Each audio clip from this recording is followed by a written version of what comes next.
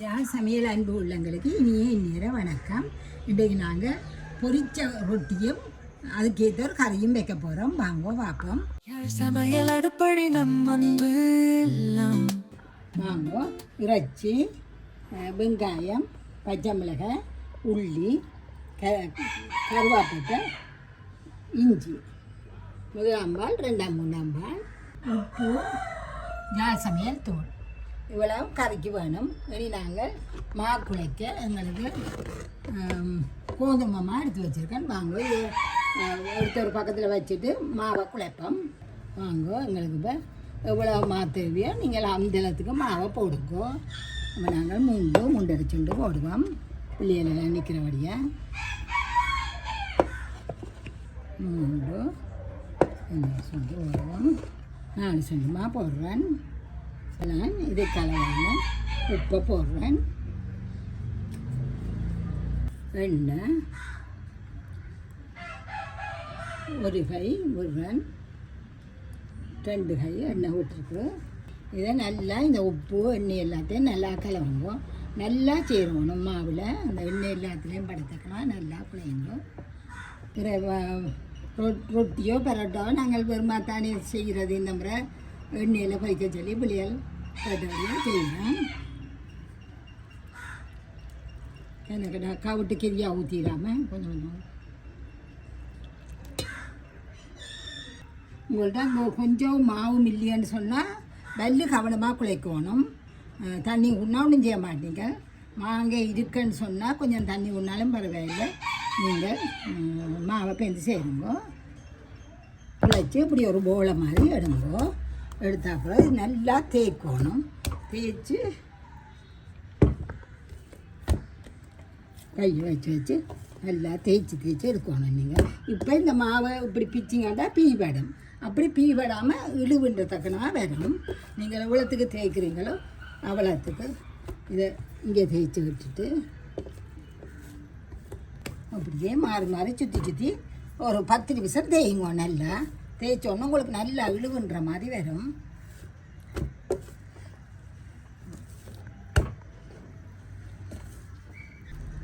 நல்லா உருட்டி தேய்ங்கோ.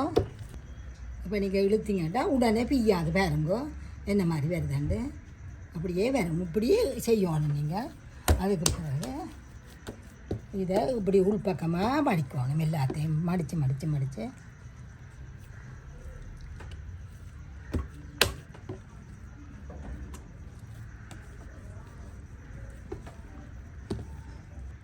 எண்ணெய் பூசி மூடி வச்சு விடுங்க. ஒரு அரை மணித்தியாலத்துக்கு மூடி வையுங்க. ஒரு கொஞ்சம் எண்ணெயை பூசுங்க. பூசி போட்டு அரை மணித்தியாலத்துக்கு அதை விடுங்க. அரை மணித்தியாலம் நல்லா ஊறிட்டுது. அதையும் நாங்கள் இதில் கொஞ்சம் கொஞ்சமாக எடுத்து உருண்டை பிடிச்சி வைப்போம். நல்லா தட்டி உள்பக்கமாக பண்ணிடுங்க. உள்பக்கமாக மடித்து ஒரு போலை மாதிரி எடுங்கோ. இப்படி எடுங்கோ. எல்லாத்தையும் உருண்டியாக எடுத்துகிட்டு என்ன செய்யலான்ட்டு காட்டுறேன் உங்களுக்கு.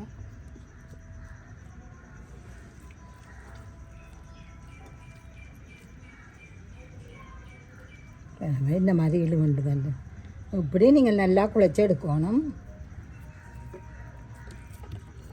இது அந்த உருண்டி ஆக்குறதுக்கு இப்படி உள்ளுக்குள்ளே செய்து கொண்டு போக கீழே உருண்டியாக வரும் உங்களுக்கு.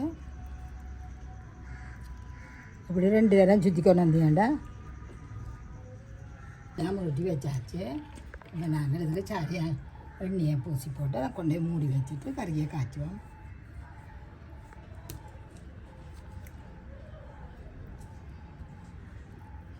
காயாமையும் இருக்கும்.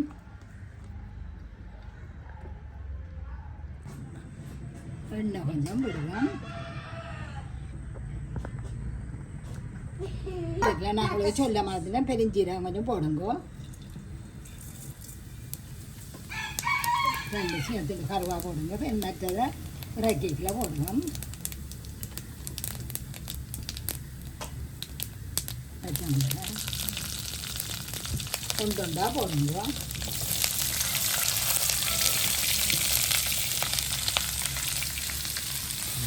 இதுக்குள்ள இப்போ கருவேப்பிலையே போட்டு விட்டேன். நம்மளுக்கு அது எடுபடி இல்லை. கருவேப்பிலை ஒன்றும் போட்டுனேன். இப்படி வச்சுட்டு நாங்கள் இந்த இஞ்சி உள்ளி இந்த பச்சை மிளகாய் இது இருக்கா குத்தி எடுப்போம். செஞ்சு செஞ்சு தாங்கோ. செஞ்சு இப்போ எங்கே படிக்கிறீங்க? இந்து பிரைமரியா? செட்டிக்காரனா நீங்கள்?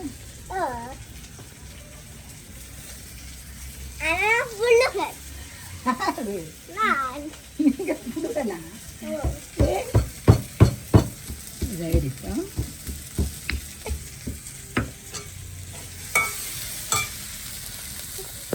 இது இடிச்சாச்சு. நாங்கள் இதில் எடுத்து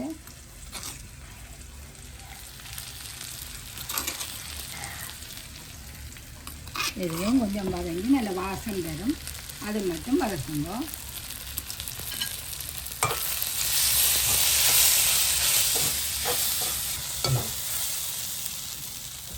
இது நாங்கள் சிரட்டை கறியாக வைக்காமல் கொஞ்சம் தண்ணி குழம்பா தான் வைக்க போகிறோம். தண்ணி குழம்பு தான் இந்த பொரிச்ச ரொட்டிக்கு நல்லா இருக்கும். அப்போ நாங்கள் இதுக்குள்ள வச்சியாக போட போகிறோம். கொஞ்சம் வெட்டி எடுத்துட்டு செய்து கொடுக்குறோம். அதில் ஒன்றையும் முட்டை விட்டுருவாங்க. அதை வலிச்சு எடுத்துக்கொண்டு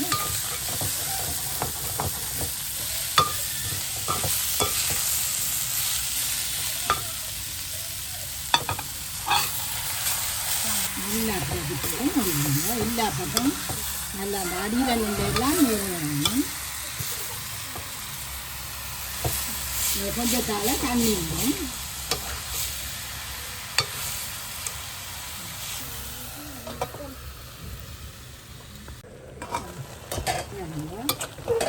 இன்னொரு கொஞ்சம் தண்ணி இருக்குது. கொஞ்சத்தை வச்சுட்டு காய விடலாம். வாங்க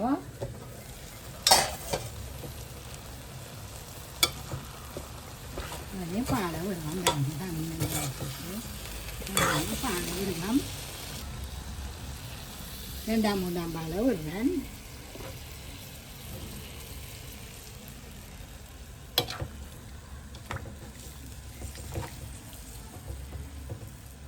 மூன்று தூள் போடுறேன். நாங்கள் 3 மேசக்கரண்டி.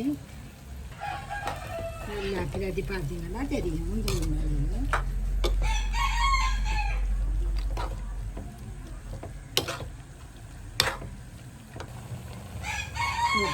உப்பையும் போடலாம். மேலே மூடி விடலாம். நாங்கள் திறப்போம். நல்லா கொதிச்சுட்டு இதை நாங்கள் 1ஆம் பாலை விடலாம்.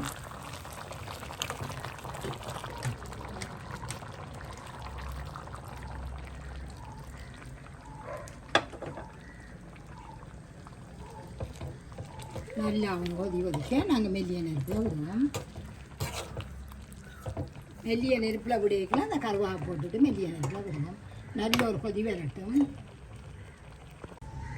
நாங்கள் இப்போ நாங்கள் நல்லா கொதிச்சுட்டு ஒரு 2 நிமிஷம் மெல்லிய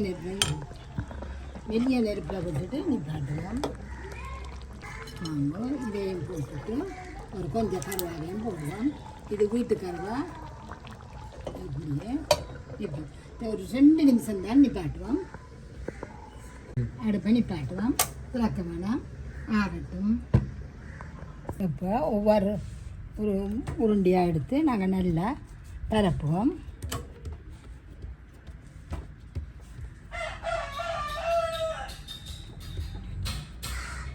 எல்லாத்தையும் ஒரு பக்கமாக பரப்பி வைப்போம். ஒரே அளவாக 3 மூட்டை எடுங்கோ.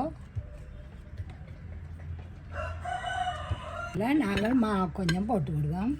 இந்த நெய்யை கொஞ்சம் 1 கரண்டி 2 கரண்டி நெய் எடுத்தேன் நான். 2 கரண்டி போடுவோம். அப்போ நாங்கள் இதை எடுத்து நல்லா ஊற்றி விடுவோம்.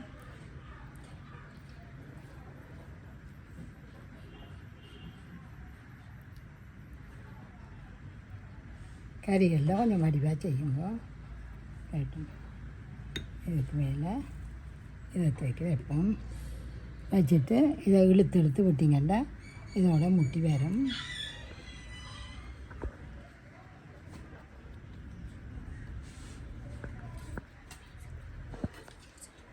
கொண்டாங்க சஞ்சு.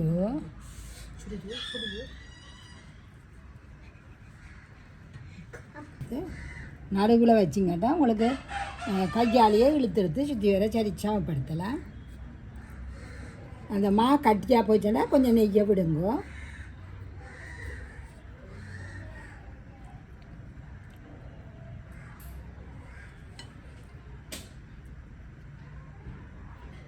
மூன்றாவது இது இருக்க கொஞ்சம் நீங்கள் செய்து கொண்டு போக இருக்கும் இந்த நெய். இது அப்போ நீங்கள் கொஞ்சம் நெய்யை திருப்பி உருக்கி போட்டு விடுங்க.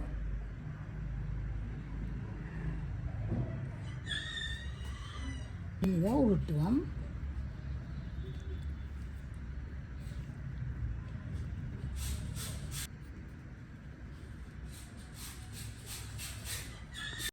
இப்போ நாங்கள் ஒவ்வொரு துண்டாக வெட்டுவோம்.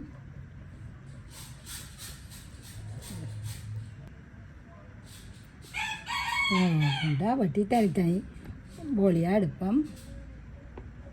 வண்டியும் எடுத்து உருட்டி உருட்டி வச்சுட்டு வெளியே தட்டி போட்டு பொரிக்கிறது.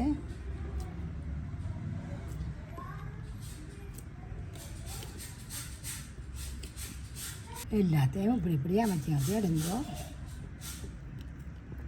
கையுங்கோ. எல்லாத்தையும் எடுத்து ஒரு செகண்டில் சாடியாக வாட்டுவோம்.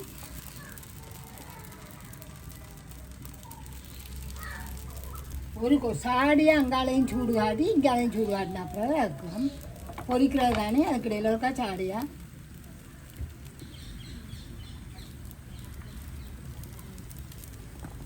கடைசியான போட்டோன்னு முதலாவது போட்டதை திருப்புவோம்.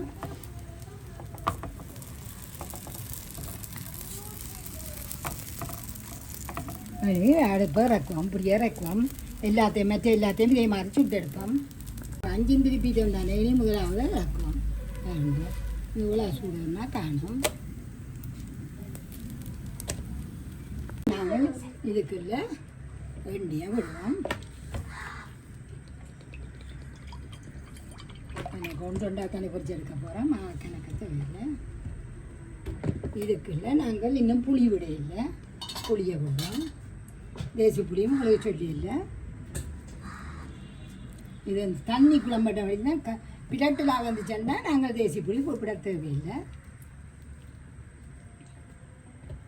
2 மாங்கோ ஒன்றா போய்ப்போம்.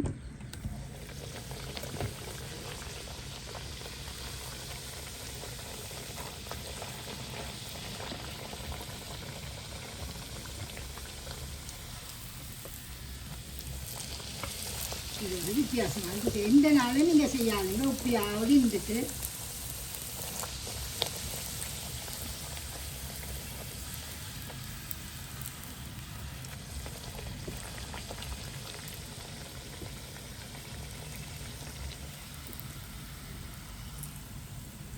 வித்தியாசமான ருசியில் இருக்கும்.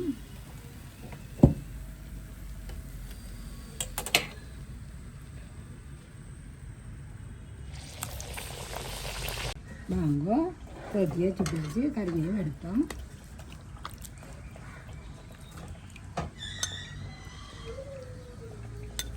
இதே மாதிரி செய்திங்க. இதுக்கு தண்ணி குழம்பு தான் கொஞ்சம் நல்லா இருக்கும். இது நல்ல முருங்கெல்லாம் இருக்கும் சாப்பிடல. ஆனால் இந்த நாளும் பிள்ளைகளுக்கு இப்படி செய்யாதுங்க. இருந்துட்டு எப்பயாவது முருண்டு இருக்கும் சாப்பிடலாம். முருண்டு இந்த பொம்மி இருக்கிற பார்த்து இந்த உங்களுக்கு சமையல் அடுப்படி நம் அன்பு எல்லாம் சுவை மணக்கும் விரல் நுனியில் கலைவண்ணம் எளிதாய் சமைத்து மகிழ்வா